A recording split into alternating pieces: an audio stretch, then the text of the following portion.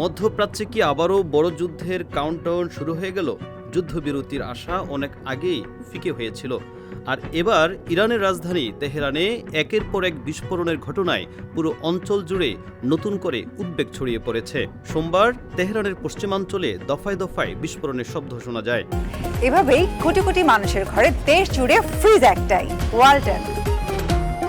ইরানের রাষ্ট্রীয় গণমাধ্যম জানিয়েছে, হামলার আশঙ্কায় রাজধানী জুড়ে আকাশ প্রতিরক্ষা ব্যবস্থা সক্রিয় করা হয়েছে। একই সময়ে পশ্চিম ইরানের কেরমানশাহ শহরেও বিমান প্রতিরক্ষা ব্যবস্থা মোতায়েন করা হয়েছে বলে জানিয়েছে স্থানীয় সংবাদ মাধ্যম। গত রোববার ইরান ও ইসরায়েলের মধ্যকার উত্তেজনা নতুন মাত্রা পায়, যখন লেবাননের রাজধানী বৈরুতে ইসরায়েলি হামলার পর পাল্টা প্রতিক্রিয়া হিসেবে উত্তর ইসরায়েলকে লক্ষ্য করে ক্ষেপণাস্ত্র ছোড়ে ইরান। এরপর থেকেই দুই দেশের মধ্যে পাল্টা হামলার ঘটনা অব্যাহত রয়েছে। বিশ্লেষকরা বলছেন, দীর্ঘদিন ধরে চলা এই বৈরিতা এমন এক পর্যায়ে পৌঁছেছে যেখানে যে কোনো ভুল হিসাব পুরো মধ্যপ্রাচ্যকে আবারও বড় ধরনের সংঘাতে ঠেলে দিতে পারে। ইতিমধ্যেই যুদ্ধবিরতি চেষ্টা স্থবির হয়ে পড়েছে।